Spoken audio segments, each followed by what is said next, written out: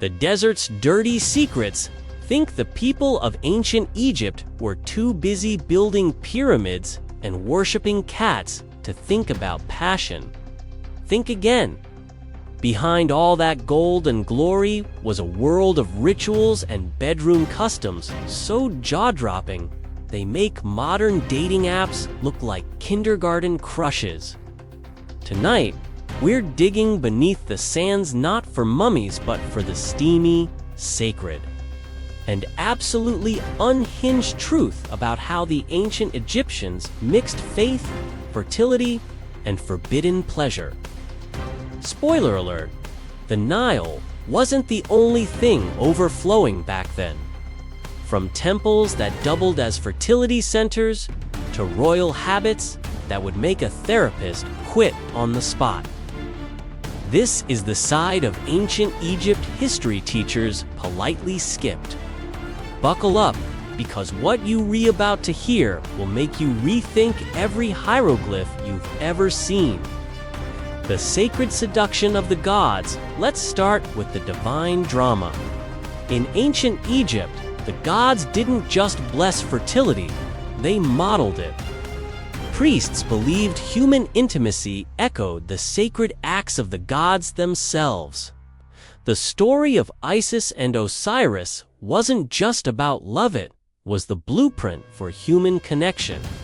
According to myth, Isis literally reassembled her husband's body after his murder, except for one missing piece. She then crafted a new one from gold so the two could reunite and, well, let's just say, continue the family line. Temples across Egypt reenacted this myth in fertility rituals where priests and priestesses symbolically repeated the union of the gods to ensure the Nile's flood and the land's abundance. That's right, ancient farmers prayed for rain, and the priests performed divine drama that was, shall we say, very committed to realism. The belief was simple. What pleased the gods kept the crops alive. And for a civilization that depended on the Nile, that meant the line between sacred ceremony and human desire was practically non-existent. The temple dancers now enter the professional, holy performers. Temple dancers were the ancient world's answer to influencers to enchant, inspire devotion, and sometimes to channel divine energy through movement. These dancers weren't ordinary entertainers. They were part priestess, part performer, part living symbol of fertility. Worshippers believed their performances could invoke blessings of passion, birth, and prosperity. And the high priests made sure these ceremonies stayed elaborate music, incense, rhythmic movement, every sense overwhelmed until the crowd swore they felt the gods themselves in the room. It was art, faith, and sensual mysticism blended into one hypnotic show. Imagine Vegas meets the Book of the Dead, except everything was considered sacred, not scandalous. Coming up next, the pharaoh's private life. But if you think the temples were wild, wait until you hear what went on inside the royal palace. Pharaohs believed their bloodline was divine, which meant marriage, love, and heirs followed rules that would leave even a modern reality TV producer speechless. In the next part, we'll uncover how Egypt's most powerful rulers kept their sacred family tree growing, and why royal matchmaking sometimes got a little too close for comfort. Part 2, the pharaoh's private life, the royal bloodline rulebook. If you thought modern royal families had drama, ancient Egypt's version makes keeping up with the Kardashians look like a polite tea party. The pharaoh wasn't just a ruler, he was a living god. And that meant his bloodline had to remain pure. How did they keep it that way? Simple, by keeping love in the family. Literally, royal siblings often married each other to preserve divine heritage.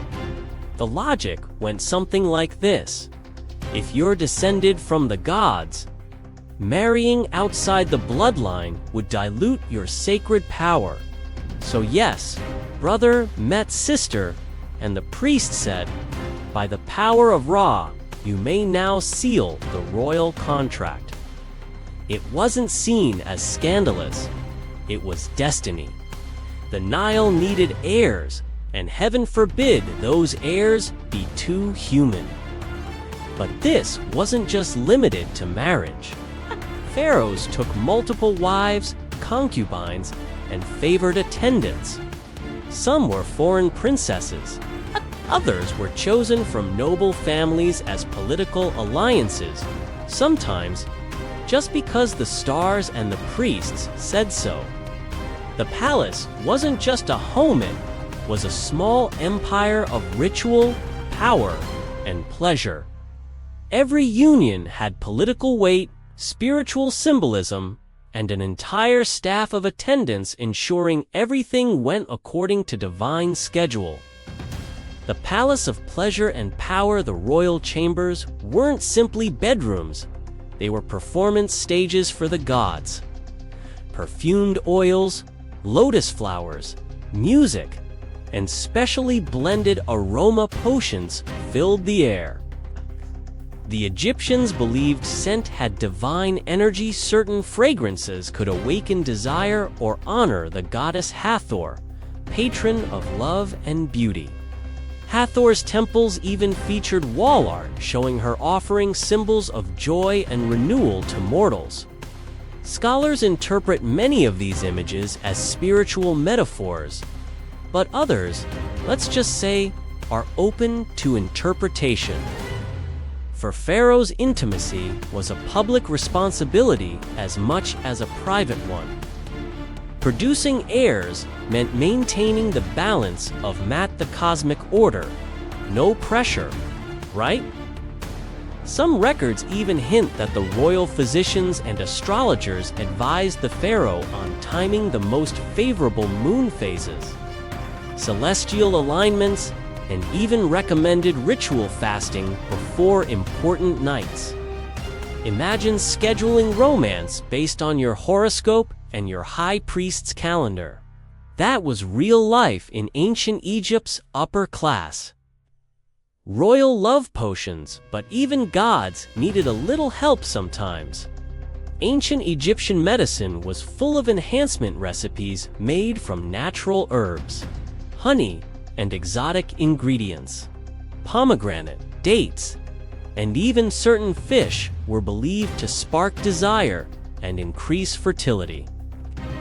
The Egyptians were the first civilization to write down recipes for these. Mixtures on papyrus scrolls ally science meets early superstition. They mixed love, faith, and chemistry in ways that would make any modern wellness influencer jealous. Coming up next, the temples of forbidden rituals, but while the royals had the luxury of privacy and perfumes, the common people had their own kind of passion. It was far more public. In the next part, we'll explore how everyday Egyptians used festivals, secret temples, and fertility ceremonies to celebrate love in ways that would make Vegas look tame. Part 3. The Temples of Forbidden Rituals. The Festival of Fertility, forget Valentine's Day. Ancient Egypt had celebrations that made Mardi Gras look like a church picnic. One of the most infamous was the Festival of Hathor, dedicated to the goddess of love, beauty, and let's say earthly joy. Every year, thousands of Egyptians sailed down the Nile to her temple in Dendera, singing, dancing, and drinking sweet date wine until sunrise. This wasn't quiet worship. It was a full-blown celebration of life and fertility. Music pounded from drums. The air smelled of incense and wine, and for one night, every social rule seemed to vanish. Even married couples were encouraged to renew their connection during the festivities, because pleasure was seen as divine energia, sacred force that pleased the gods and blessed the land. In short, Egypt's idea of holiness involved a lot more dancing and a lot less guilt. The Temple of the Sacred Servants now, not every ancient ritual was open to the public. Some took place in the hushed, torchlit chambers of the great temples, where only the priests and priestesses of the gods were allowed to enter. These sacred servants performed rituals meant to keep the gods happy, the Nile fertile, and the kingdom prosperous. And while the exact details are still debated by historians, the art and texts leave heavy hints. Temple murals show women offering lotus flowers, a symbol of rebirth and desire, while musicians play harps and sistrums, the sacred rattles of Hathor. To the Egyptians, these ceremonies weren't about indulgence, they were about balance. Desire was divine. Passion was power. Every gesture, every song, every fragrance had spiritual purpose. It was a civilization that believed the energy of attraction was the same energy that moved the sun across the sky. The mystery of the Blue Lotus now, this part will really blow your mind. Archaeologists have discovered countless depictions of people holding or smelling a strange blue flower, the blue lotus. For centuries, historians thought it was just decoration. Then researchers found out this flower had natural psychoactive properties. It could cause relaxation, euphoria, and even mild visions. That right, ancient Egyptians might have been using the blue lotus as part of temple rituals to connect with the divine.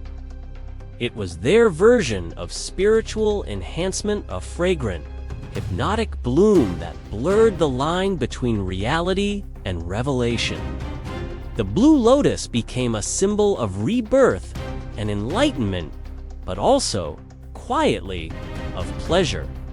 You'll see it in tomb art, perfume jars, and even on the walls of banquets where the guests look suspiciously blissful. Coming up next, love, life, and afterlife. You think it ends when they die? Not in ancient Egypt. In the final part, we reveal how the Egyptians believed passion didn't stop at the tomb and why their afterlife plans included a lot more than gold and mummies. Part 4. Love Beyond the Tomb, Eternal Passion for the Ancient Egyptians. Love didn't stop at death, it simply changed address.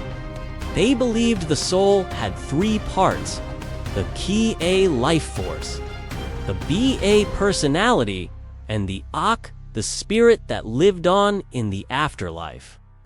When someone died, their ka still needed food, drink, and, believe it or not, companionship. That's why tombs weren't just stone coffins. They were fully furnished eternal homes, stocked with bread, beer, perfume, and sometimes steamy poems carved right into the walls. Love letters to the dead were common. Archaeologists have found messages like, "You left too soon, but my heart still calls you." Some even asked the departed to visit in dreams, proving that ancient Egyptians believed intimacy could cross dimensions. To them, passion was energy, and energy never died. Tomb art and secret symbols. If you've ever toured an Egyptian tomb, you've seen the artwork. Couples holding hands, sharing flowers, gazing into each other's eyes for eternity. It wasn't decoration, it was devotion.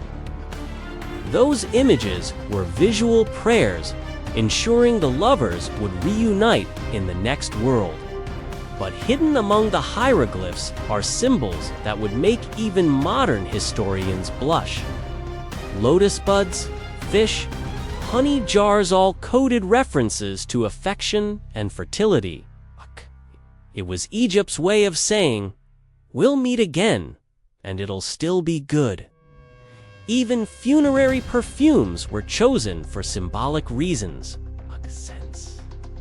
Like myrrh and blue lotus were believed to wake the heart in the afterlife. So yes, the ancient Egyptians literally planned to smell irresistible for eternity. The love spells of the dead, magic and romance went hand in hand. Scrolls, known as the coffin texts and Book of the Dead, sometimes contained personal spells, wishes to find one beloved again in the field of reeds, their version of heaven. Some even instructed the soul on how to attract love beyond the veil. Imagine bringing your relationship goals into your next life plan. That's dedication. There were even heart charms buried with the dead, small amulets shaped like sacred beetles. They symbolized transformation and desire, reborn, proof that the Egyptians didn't just hope for eternal life, they wanted eternal connection. The timeless obsession. So what do we learn from all this? That a civilization obsessed with death was equally obsessed with life. For them, desire wasn't dirty, it was divine. It built dynasties, filled temples, and fueled myths that still fascinate us today. We moderns might swipe right on apps. They prayed to Hathor and scheduled romance by the moon. But deep down, we're all chasing the same thing: connection, passion, the spark that makes existence feel eternal. So next time you see the pyramids, remember, beneath those perfect stones lie stories not just of kings and queens, but of people who believed love itself could outlast time. From sacred festivals to tombside devotion, ancient Egypt proved one thing: the heart might stop, but curiosity never does.